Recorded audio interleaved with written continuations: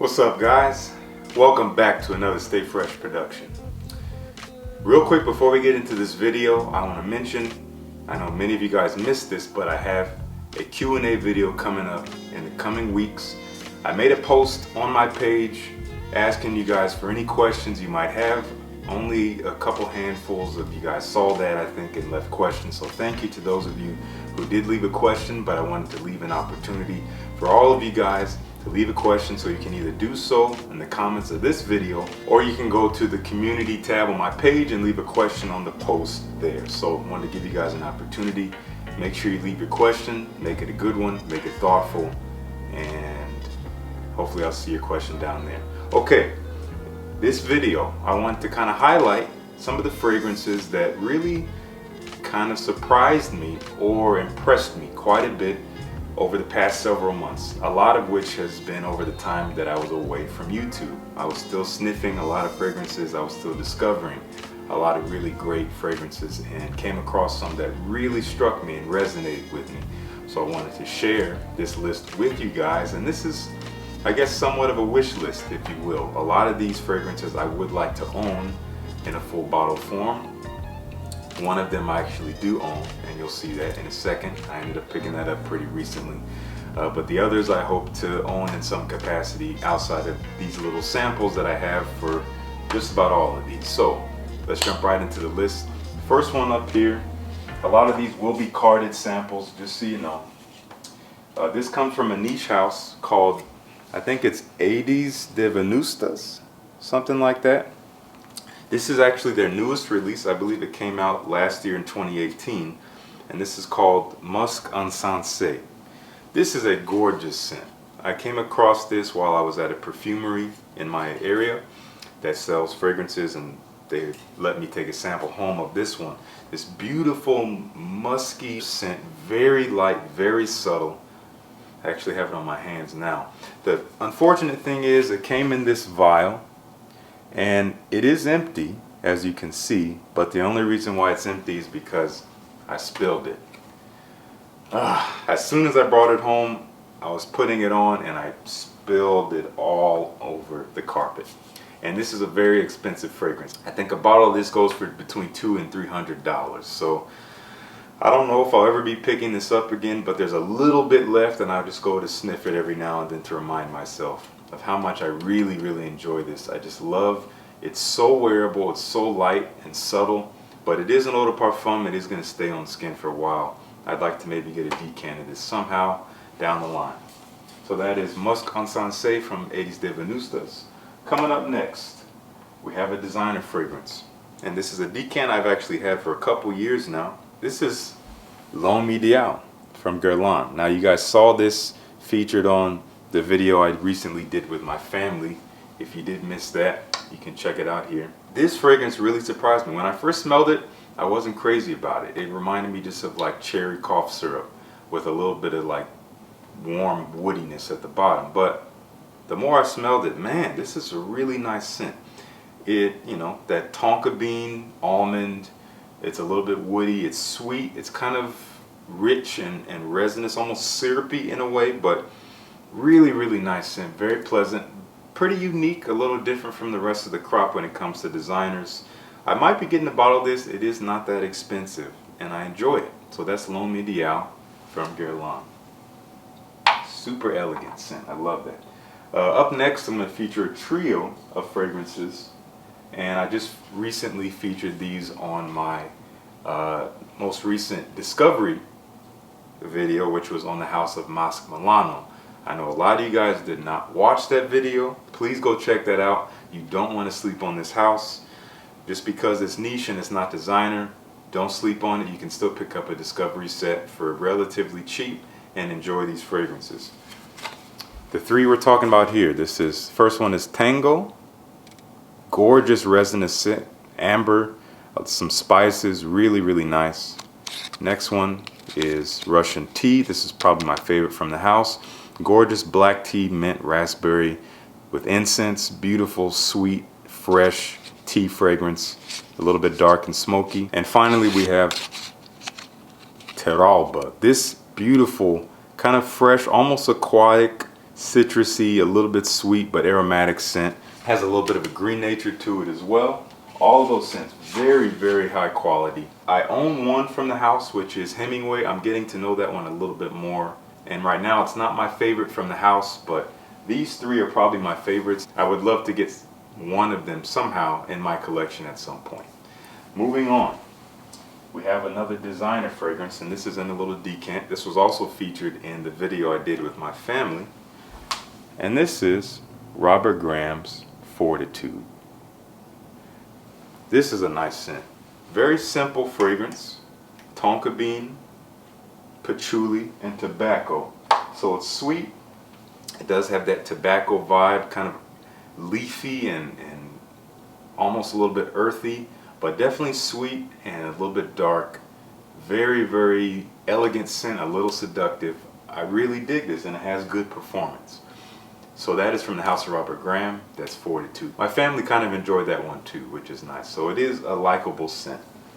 Up next, from the house of Histoires de Parfum, also featured with my family in that video. This is 1899 Hemingway. Quite a different Hemingway from Musk Milano's version. This is often referred to as the niche version of Spice Bomb from Victor and Rolf. You get that real like spicy cinnamon with vanilla. There's some juniper berry. There's some other spices in here. Really beautiful scent. Man, so nice for the winter time. Again, kind of like Spice Bomb, but I think just higher quality, a little bit more elegant. So that is 1899 from Histoires de Parfum. Up next, this is one I featured in my previous discovery video before the Musk Milano one. If you haven't seen that one, you got to check that one out too. That was on the house of Embrace Perfume. And I think this is their flagship scent. This is called Embrace Freedom. Just have a little sample here. This stuff, such a powerful scent, but so pleasant.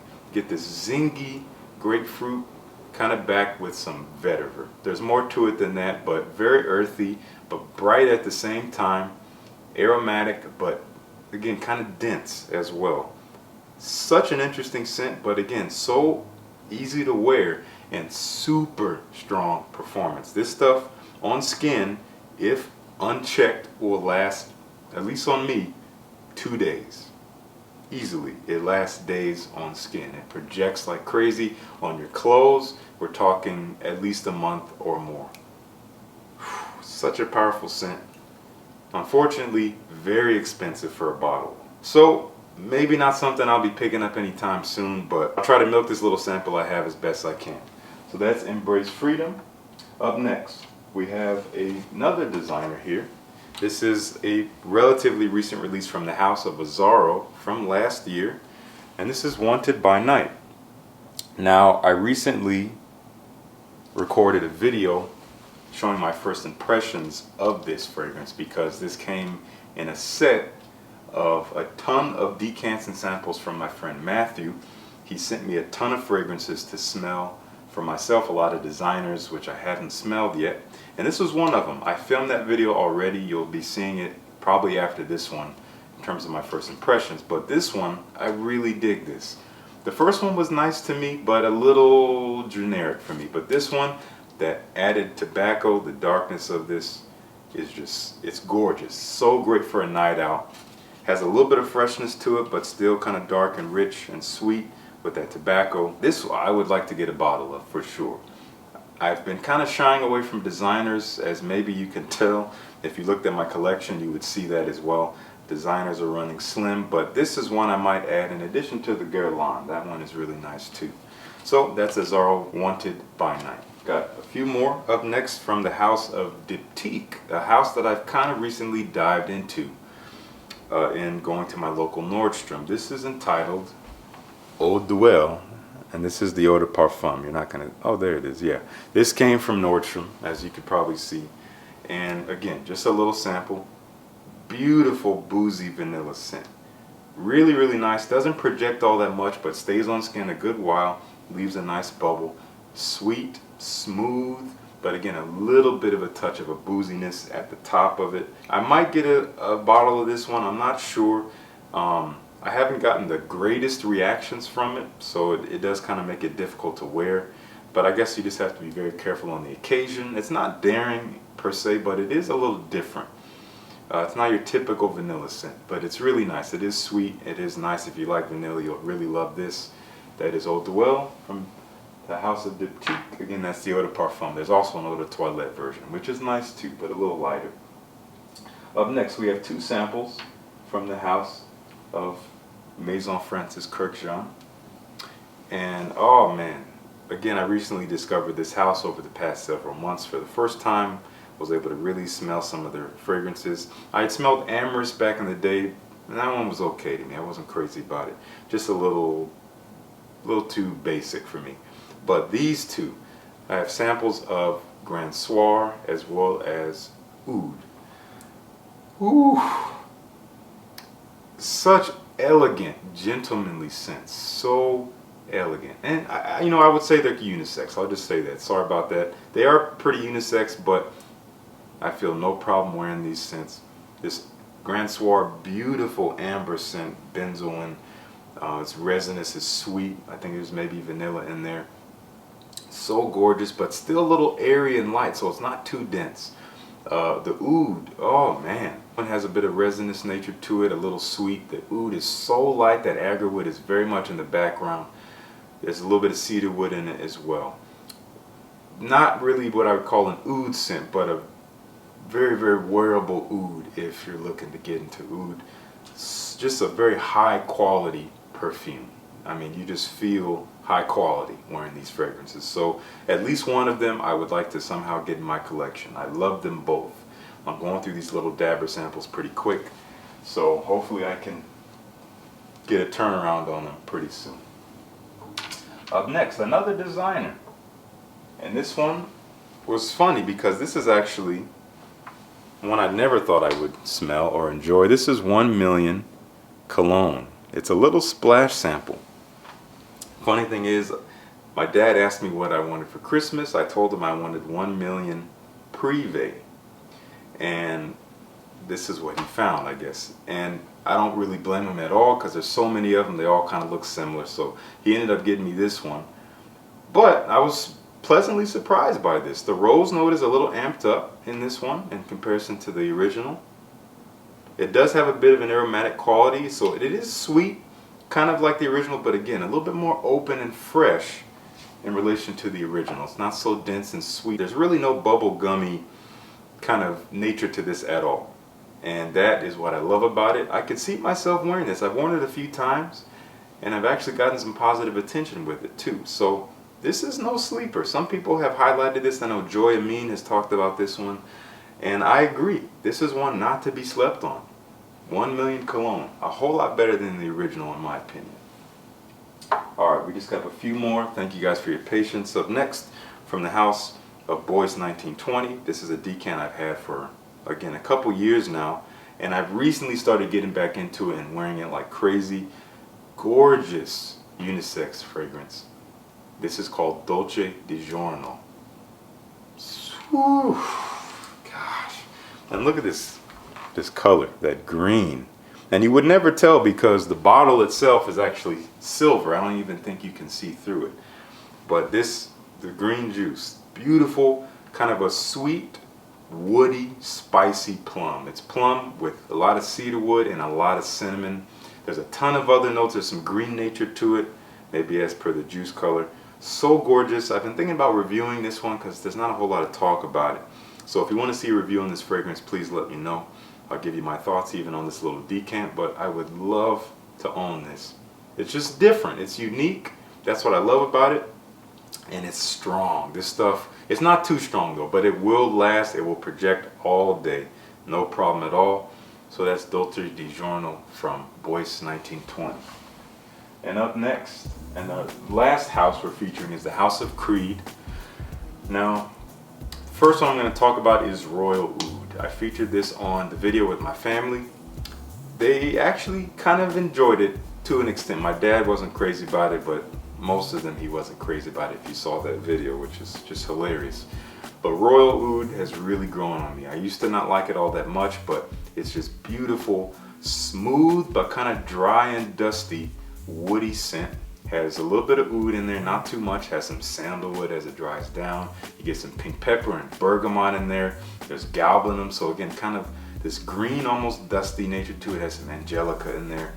Really beautiful scent, super elegant, super gentlemanly. I had a 10 ml decant. I don't know where it is.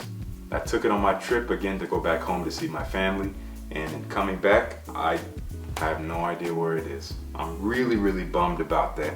So hopefully I can get my hands on some more of that, if not a bottle of it, but that's why I don't have anything to show you here, because I lost it, and I'm really bummed about that. So up next, and the final scent we're going to talk about is the fragrance from the House of Creed that I did turn into a full bottle. This is a full bottle conversion.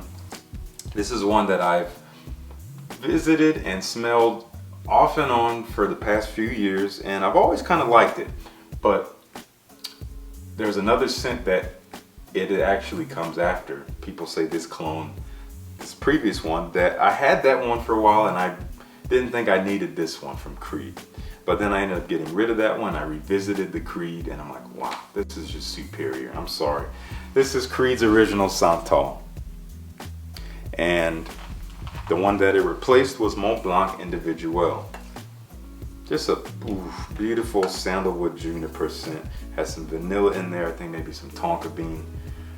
Sweet, so smooth, aromatic. Has its own unique profile, the scent profile. I know it's kind of, reminiscent of Joub Homme, and again, in addition to the Mont Blanc, the Individuel, but this, I believe, is the superior of the bunch. So smooth, very versatile scent. You can pretty much wear it all year round. Outside of the high heat, I think it'll be too strong for that. I know Joy Amin has also spoke highly of this one as of late. I'm so glad I have this in my collection. I'll be wearing this a lot. Man, so nice. I'm so happy I have this. I really never thought I would, but I found a good deal on it, so I scooped it up. All right, so guys, that is the list. Thank you guys for tuning in. If there's any of these fragrances that you've been interested in or that you've owned and you've grown to love, let's talk about them. Let me know down in the comments. Once again, don't forget to leave me a question either down in the comments or in the post on my community tab for the upcoming Q&A video. I really hope to have some good questions from you guys that I can answer and you guys can get to know me a little bit more. Anyway, peace. I'll see you guys in the next one.